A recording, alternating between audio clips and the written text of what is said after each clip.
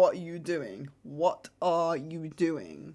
Just finished watching the first season of The Witcher. And oh my god. First, I thought it was going to be one of them shows that I was just going to find it really hard to get into, or it'd be too complicated, or there'd be too much lore and it would sort of like overload my brain a bit. I was just kind of worried, but I needn't have been, because it dragged me in straight away. It has this wonderful kind of like raw, unfiltered sort of take on it. Like, there isn't anything that's really overly prettified or shied away from. The one thing I will say that did confuse me was it sort of jumps between time frames, quite a lot, like past and present, and sometimes, occasionally, I wasn't entirely sure what was going on. But that's just a me thing. I kind of struggle a bit with that unless it's very, very clear. But I did catch up in the end. I must say, like, the queen who calls herself the Lioness, one of my favourite characters. I didn't really like it when she ended up bending to fate to let the hedgehog into her court, which is something that will make sense if you've seen Series 1 of The Witcher, but otherwise will sound completely fucking insane. No, I didn't like that, because I viewed her as a really cool, powerful, kind of like, you know, war-driven character. Like, you know, a bit on the evil side, yeah, sure, okay, but not like irredeemably evil. She was just kind of cool, and I wasn't really a fan of that, but that's just my personal liking. I usually don't like when evil characters turn good in shows. I don't know why. It's I guess it's a personal thing of mine. What I love the way that they played the Witcher character. I love the way that they play him. Just really cool and sort of detached. And you can see the trauma of the way that they made him in everything that he does, and that I love that a lot. And he's just he's really cool to watch. I love him as a character. The little girl, like Cece or whatever her name is, who everyone's trying to fucking find the whole series.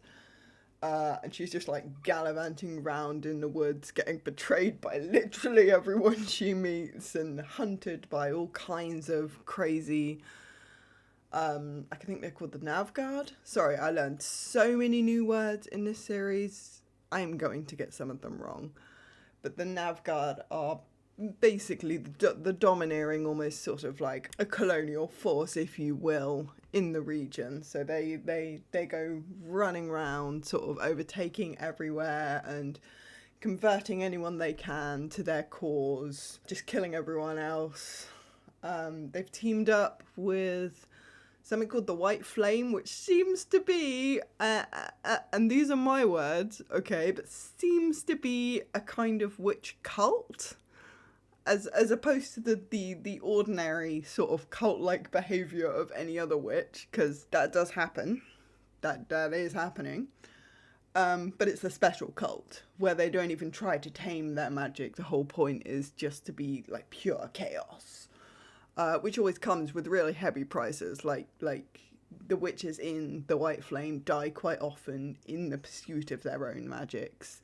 Not even on accident or anything. Like, it's just sort of almost like suicide bombers, but for witches. So like suicide witches, if you get me. Like, they'll run in and give their own life to unleash some brutal attack and all of this kind of, well, anyway, bit crazy, bit cray-cray. But it's also cool that there's one witch, the main witch lady, called, nope, it's gone.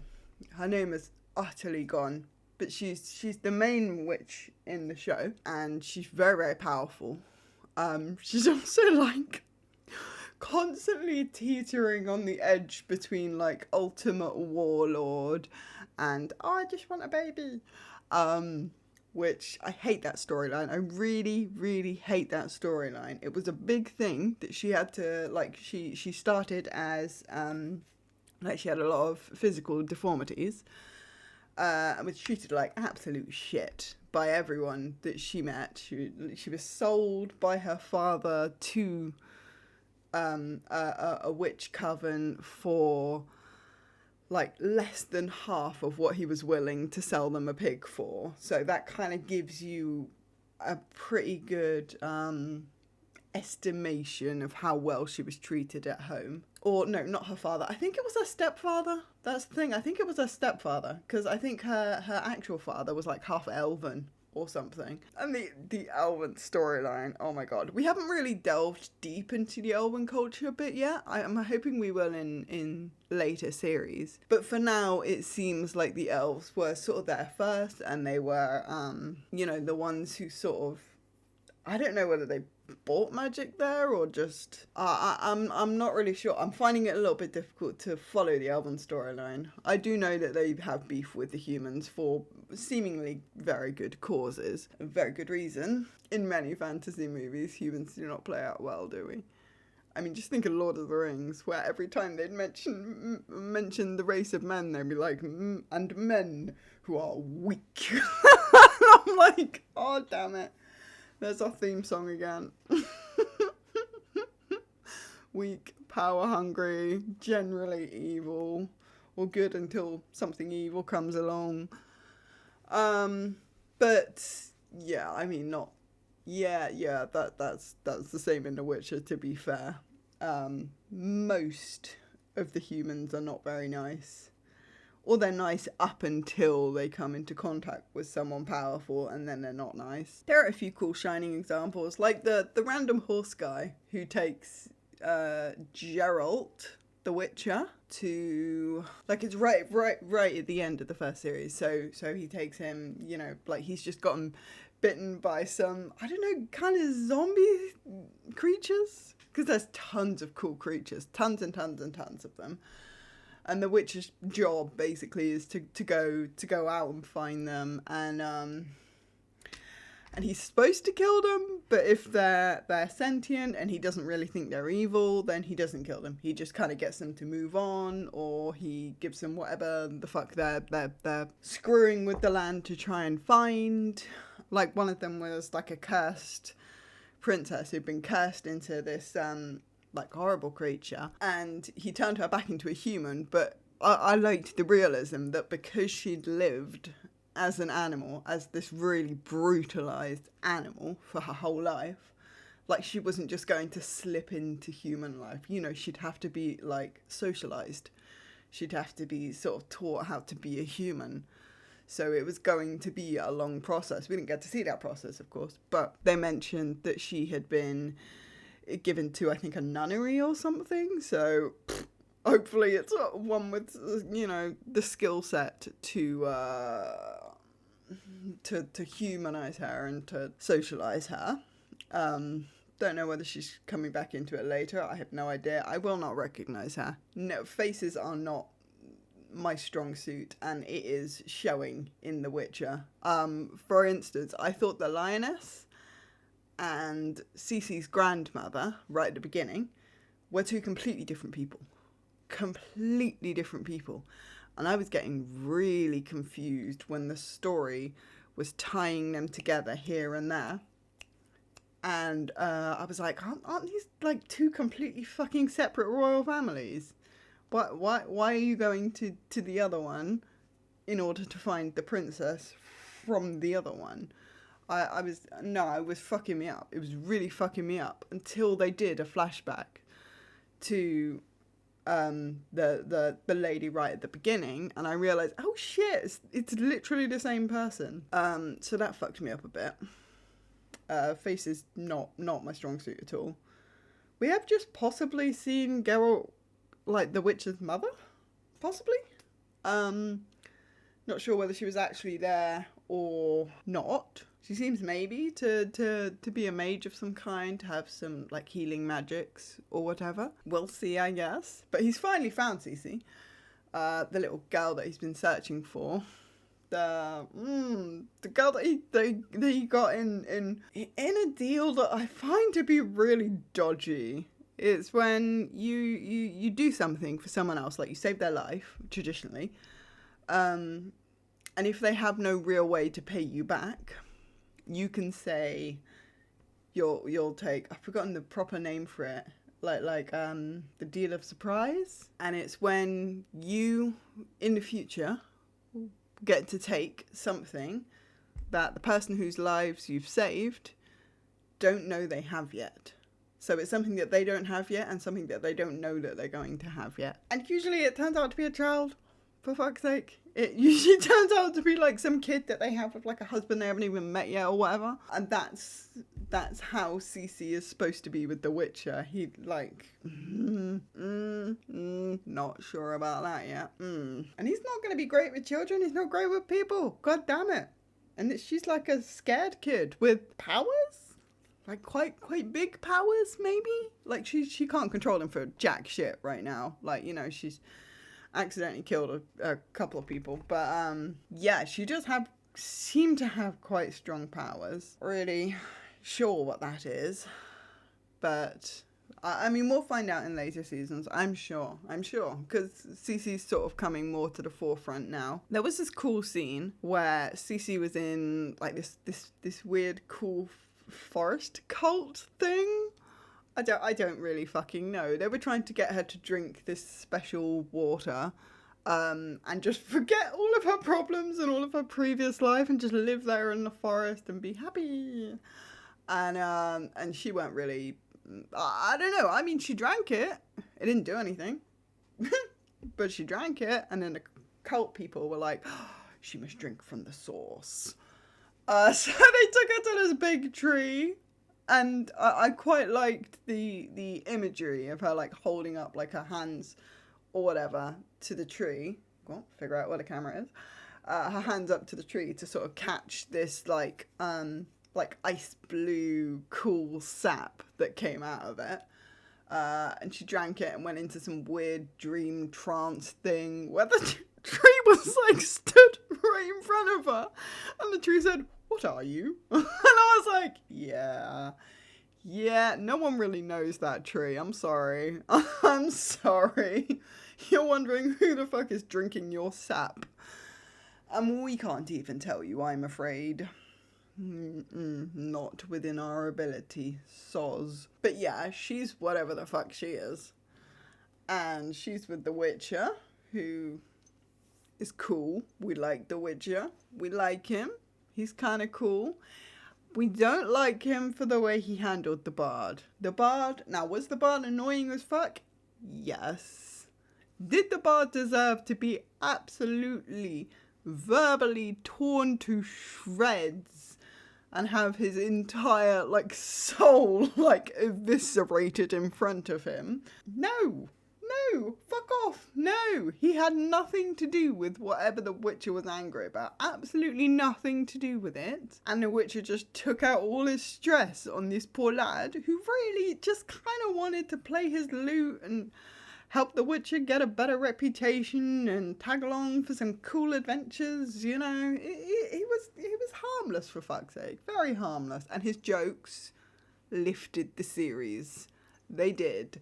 They gave a little bit of levity to all the Witcher's kind of moody darkness, which is fun and all, but it's funner when you have the Bard there. And I discovered that. And I think you're supposed to discover that once the Bard is gone, because he's annoying as fuck. And you're thinking the whole time, oh, the Witcher could get so much more done if he wasn't sort of like having to handle this Bard all the time. But the second the Bard's gone, you're like, oh, no, I was wrong. Bring it back. Immediately.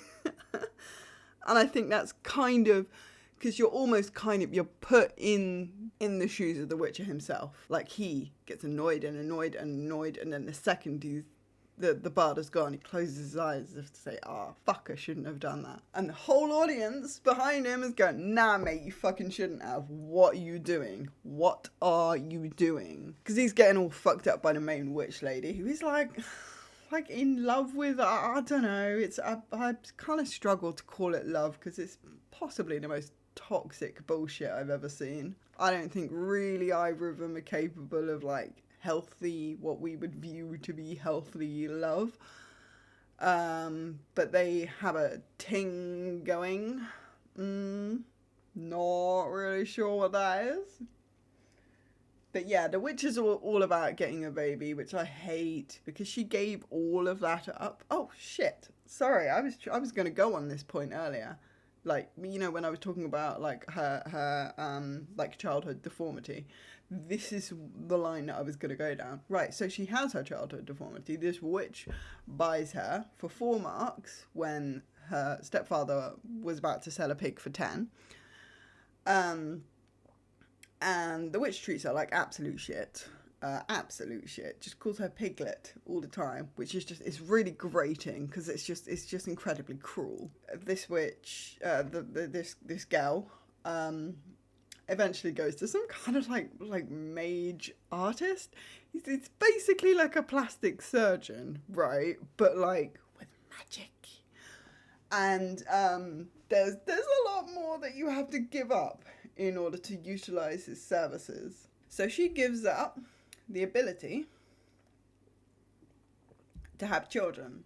Like, I think quite graphically you actually see her womb removed. If I'm not much mistaken upon what that really was. But yeah, her womb is like physically removed and magic floods her body,